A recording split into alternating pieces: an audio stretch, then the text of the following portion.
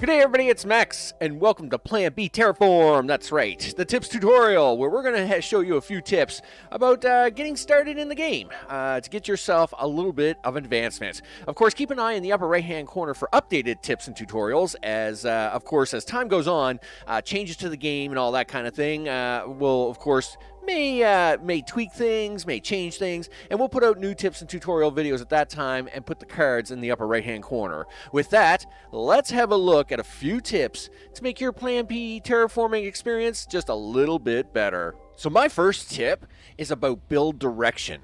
Now, in this particular case, I like to run my build lines from lower right to upper left, and I like to build my collection lines from lower left to upper right. So in this particular case, you can see here that my building lines, starting here in the lower right, I have run them all the way up towards the upper left. And I'm about to explain that in a second. And my collection lines, you will see they run in a straight line from the lower left to the upper right. Now, the reason I do that is because you'll see here when you run your building lines, okay, the lines that I want to run to put my buildings on from the lower right to the upper left, you'll notice that they run in a zigzag pattern, and that's because of the build surface, which is a hexagon. Now, that hexagon build surface allows us to do a couple of things, and as you can see here, when you run from the lower right to the upper left, because of the hexagon shape, the line is staggered. Now, that staggered line allows you to do some nifty things with buildings, including the loading and unloading of these docks into buildings, sometimes allowing a building to catch 3 docks at once. Okay, so these depots here, you can catch three of them at one time with some buildings, which really allows you to keep up.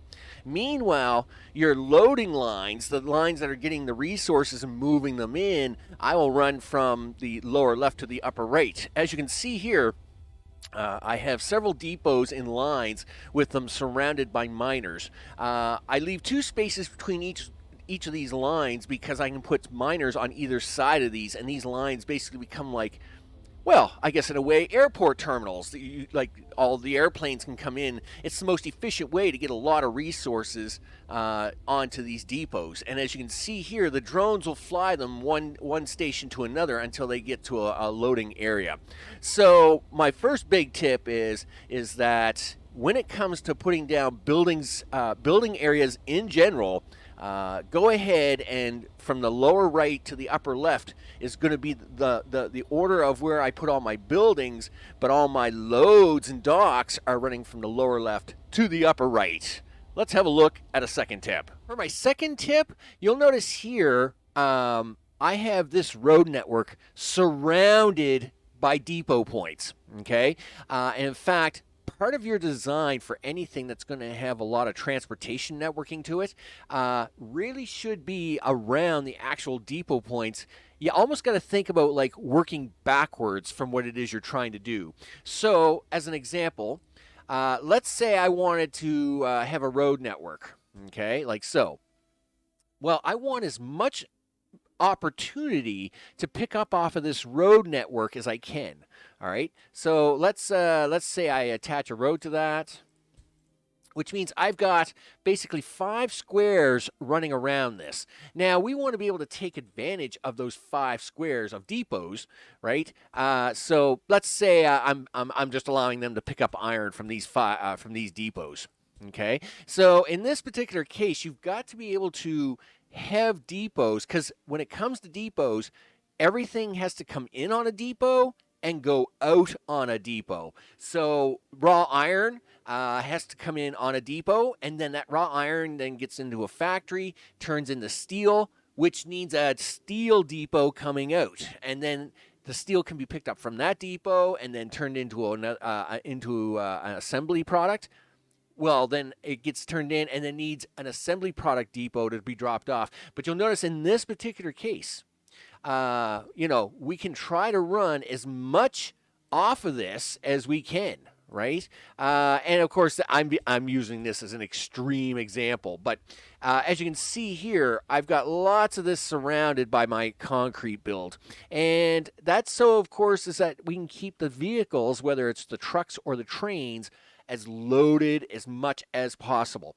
And of course, then if this is my final product, or whatever my final product is going to be for these factories and these platforms here, then you want to build from there, right? So from here, of course, you might actually have iron coming in, and then of course from the iron, you would need actual miners to come in. So you would start with the finished product and the final depots, and then build out. Now that will take a little practice, because obviously at the start of the game, you're not going to know what it is you can make in an assembly plant, or what can be made in factories, or what's made later on. But at the same time, just kind of keep in mind that when it comes to transportation network, you're going to want to have as much depot opportunity to load and unload on those networks. So be sure to give the most chance about running around like that. Sort of a ring around effect. Let's have a look at transportation itself for my third tip. Okay, so the makers of the game have already acknowledged this is probably going to change. So this tip here is just kind of to help you out right now. When you do a road network, and let's do a nice simple road network right here, right? So we'll do a couple of roads. What are you talking about, zero? What do you mean zero? I don't have any more roads. I don't have any more of those. I'm pretty sure I do. Oh yeah, look, see, look, I'll just borrow this one.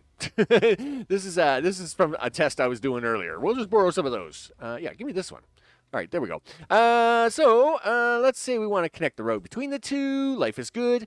Okay, so when you click on one of these road network drop-offs, you're going to get this. You're going to get origin set and destination set.